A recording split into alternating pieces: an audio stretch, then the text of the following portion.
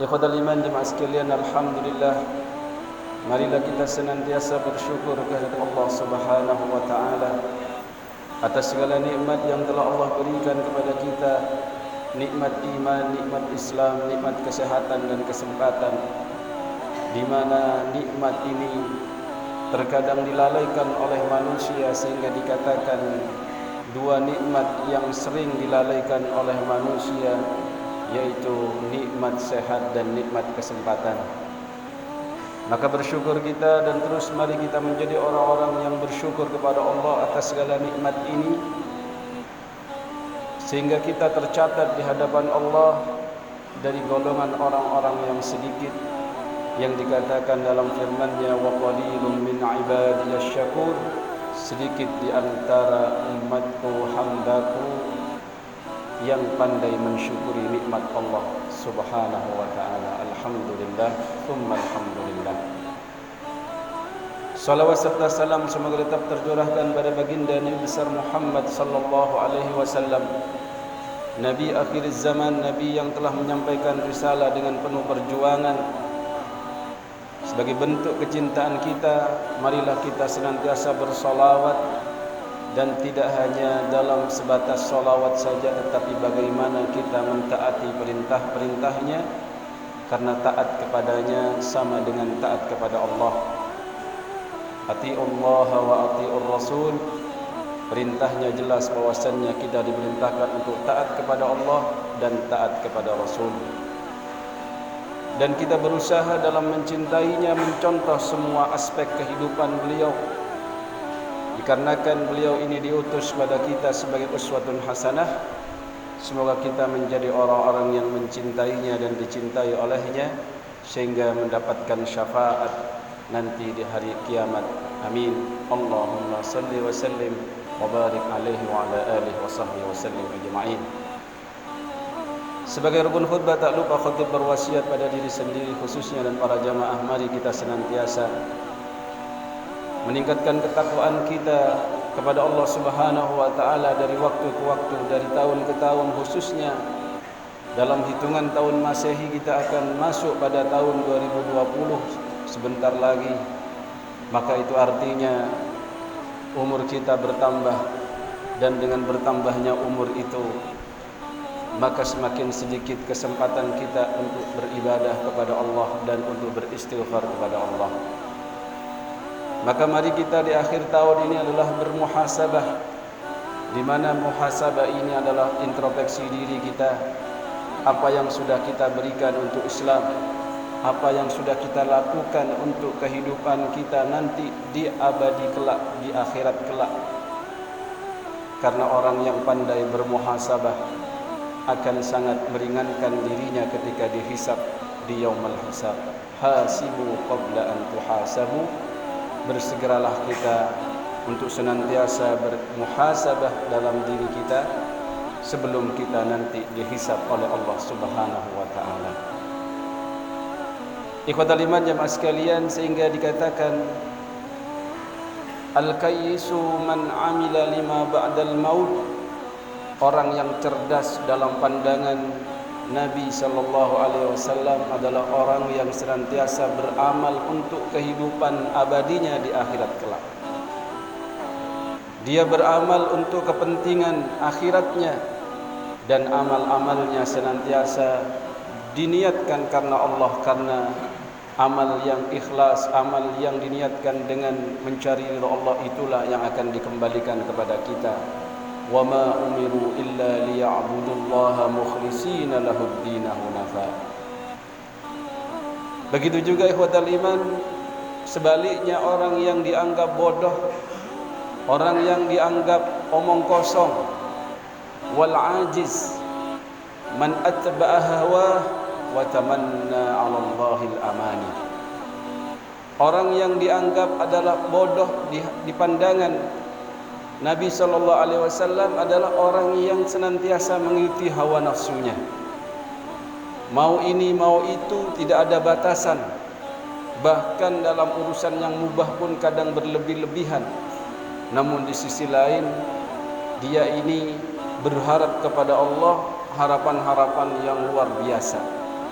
yang ingin masuk surga, yang ingin dapat bidadari yang cantik jelita, namun amalnya tidak sesuai dengan harapannya. Ikhwatal iman, kalau kita ini memiliki target yang tinggi, haruslah disesuaikan dengan usaha kita.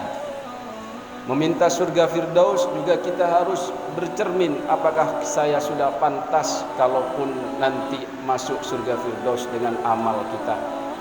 Walaupun terkadang kebanyakan adalah kurang pantas, walaupun mintanya ngoyoh kepada Allah, tapi itu lumayan jikalau diusahakan. Harapannya Allah tidak tega dengan usaha dan doa kita, akhirnya kita pun dimasukkan ke dalam surganya. Terbalik kalau orang ini ikuti hawa nafsunya, sehingga Abdullahnya tidak tercermin dalam dirinya bahwasannya Abdullah hamba Allah, tetapi dia dalam kesehariannya menjadi Abdul Hawa, hambanya nafsu, mau ini mau itu, apalagi dalam keharaman. Apalagi nantinya ketika kita ini mengarungi perpindahan tahun dari 2019 menuju 2020, di waktu libur kita, di malam harinya, dalam dini harinya, apa yang akan kita lakukan itu bagian dari cerminan kita menyongsong tahun baru itu.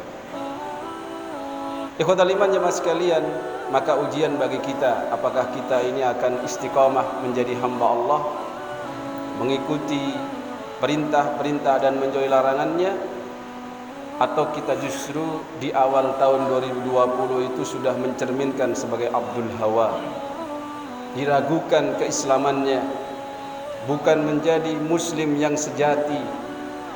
Di malam itu bisa jadi kemaksiatan merajalela. Di malam itu bisa jadi orang yang biasa-biasanya tidak bermaksiat jadi maksiat. Apalagi sudah memfasilitasi anak dan istrinya jatuh dalam kemaksiatan atau kehura-huraan. Nabi SAW bersabda, min husni islamil mar'i tarkuhu fima la ya'nih. Di antara ciri-ciri keislaman seorang telah mencapai derajat ihsan dan Allah mencintai hamba-hambanya yang berihsan kepadanya, wallahu yuhibbul muhsinin, adalah orang itu meninggalkan sesuatu yang tidak ada kemanfaatan bagi kehidupan akhiratnya. Melean dalam artian begadang, menunggu pergantian malam, menunggu pergantian hari, padahal di malam-malam biasanya dia tidur pulas di antara jam 9 atau jam 10 malam sampai subuh. Namun di tanggal 31 menuju tanggal 1 Januari 2020 kok spesial bagi dia. Ia kalau meleannya atau begadangnya ini dalam rangka zikir kepada Allah, dalam rangka beristighfar kepada Allah. Tapi kalau hanya hura-hura, cangkruan di pinggir jalan, nyalakan kembang apinya, dinikmati itu kembang apinya, atau menghabiskan waktunya hanya dengan hal-hal yang mubah, namun tidak ada tuntunannya, apalagi dalam urusan kemaksiatan secara berjamaah, dan dia bawa anak dan istrinya juga masuk dalam kemaksiatan itu, di mana hisab kita nanti di hadapan Allah ketika kita diperintahkan, qu anfusakum wa ahlikum nara, jaga diri kalian wahai para suami, wahai para ayah, dari api neraka, dan keluarga kalian dari api neraka. Maka saran saya, dan saya berwasiat pada diri saya juga dan para jamaah, mari kita buktikan bahwasannya kita adalah pemimpin yang menginginkan surga untuk diri kita dan keluarga kita, dan kita berharap nantinya kita masuk surga bersama-sama mereka, menikmati kenikmatan sejak di dunia sampai abadi di akhirat kelak, dengan menjadikan mereka muslim yang hakiki, muslim yang berihsan kepada Allah, meninggalkan hal-hal yang tidak penting bagi akhiratnya, menjauhkan mereka dalam kemaksiatan-kemaksiatan yang mungkin dianggap biasa oleh orang-orang di zaman sekarang ini. Niup trompet dianggap biasa di malam itu, menyalakan lonceng atau menunjukkan lonceng itu dianggap biasa oleh orang-orang zaman sekarang mungkin itu. Padahal kalau kita mau menarik kepada sabda Nabi, man tashabbaha biqaumin fahuwa minhum, barang siapa orang yang menyerupai suatu kaum, maka dia bagian dari kaum itu. Hadis ini pernah viral ketika zaman penjajahan. Sampai-sampai orang yang bercelana pun dianggap kafir atau alias penjajah. Kenapa? Karena yang bercelana pada saat itu hanyalah orang-orang penjajah dari Portugis, dari Belanda, yang mana notabene-nya agamanya adalah non-muslim. Kemudian setelah mereka pergi, mungkin celananya ini tertinggal di sini, dipakailah oleh orang-orang Indonesia atau orang Islam ini, maka menjadilah suatu kebiasaan bercelana tidak dipandang muslim atau kafir. Maka hadis ini pun tidak diberlakukan untuk saat ini. Tapi dalam hal-hal kebiasaan yang dimana dikatakan oleh Nabi SAW, nanti di akhir zaman umatku akan mengikuti mereka dari sejengkal, dari sekilan menuju sejengkal, lalu sampai mereka masuk ke dalam lubang biawak atau adzabyu, atau yang disebut dengan kadal padang pasir. Maka dia akan ikut dari gaya rambutnya, dari gaya penampilannya, dari gaya hidupnya, lifestyle-nya, sampai gaya hura-huranya. Di malam tahun baru pun mereka itu anggap biasa. Anaknya dibelikan trompet, suruh tiup nanti ya anak ya jam 12 dini hari. Diajak rame-rame ke pinggir jalan, atau itu dibelikan kembang api, atau nonton konser bersama. Dianggap ini adalah kebersamaan. Iya, kebersamaan yang tidak sesuai dengan sunnatullah, yang tidak sesuai dengan sunnah Rasulullah Muhammad sallallahu alaihi wasallam, yang akan membiasakan dalam diri mereka, oh ini adalah suatu kebiasaan. Padahal kalau kita tilik sejenak saja, kebiasaan meniup trompet itu untuk siapa dan kepentingannya apa? Orang-orang Yahudi dikatakan ketika akan mengumpulkan jamaahnya untuk melakukan ibadah, ditiuplah trompetnya.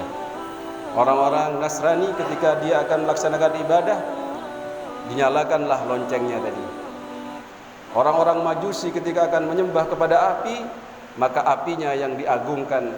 Kalau zaman sekarang apinya tidak laku kalau dalam urusan seperti mereka, maka bagaimana api itu berbentuk kembang api? Lebih indah, lebih menarik dan lebih menyenangkan. Ketika kita muslim, tidak ada kebiasaan itu dalam agama kita, lalu kita akan lakukan dalam satu waktu, bahkan bersama-sama keluarga kita. Entah itu kita lakukan dengan sengaja atau tidak sengaja, sadar atau tidak sadar, atau bahkan itu dianggap biasa, maka sangat parah kalau suatu kemaksiatan atau suatu yang tidak berguna bagi kehidupan akhirat kita, kita anggap biasa. Bahkan kita sebagai ayah pemimpin mengarahkan anak-anak dan istri kita ke sana. Maka ikhwatal iman, jemaah sekalian, mari kita ambil peran kita sebagai seorang suami, mari kita ambil peran kita sebagai seorang ayah, dan kita ambil peran kita sebagai seorang kakak kepada adik-adiknya, mencontohkan hal-hal yang bermanfaat kepada mereka, khususnya yang mendekatkan diri kita kepada Allah Subhanahu wa taala, dan tidak menyerupai kaum-kaum yang sudah dikatakan dalam Al-Quran, walan tarda ankal yahud walan nasara hatta tattabi'a millatahum. Tidak akan pernah ridha kepada kalian orang-orang Yahudi dan Nasrani itu sampai kalian mengikuti kebiasaan mereka, mengikuti gaya hidup mereka, mengikuti ajaran mereka, walaupun kalian tidak masuk dalam agama mereka. Ikhwatal iman, anggaplah itu adalah husnul fikr di antara kita. Anggap semua ini adalah perang pemikiran di antara kita. Walaupun perang fisik terus terjadi dalam dunia ini, walaupun bukan di Indonesia, ada di luar sana mungkin, khususnya di Palestina dan sekitarnya, tapi yang namanya perang pemikiran, saling memberikan pengaruh, itu akan terus terjadi sampai hari kiamat nanti. Semoga kita diberikan oleh Allah kekuatan, keistiqomahan dalam memimpin keluarga kita, khususnya untuk menjadi orang-orang yang tidak terjatuh dalam hal-hal yang maksiat kepada Allah, atau hal-hal yang mubah, namun dalam urusan mubah ini tidak boleh berlebihan, dan kita bisa mengarahkan mereka menjadi pribadi-pribadi muslim yang muhsin kepada Allah, senantiasa dalam amalnya berorientasi kepada ridha Allah dan mencari kecintaan dari Rasulullah Muhammad sallallahu alaihi wasallam. Barakallahu li wa lakum fil Qur'anil azim wa nafa'ana bima fihi minal ayati wa dzikril hakim wa taqabbalallahu minni wa minkum tilawatahu innahu huwas samiul alim.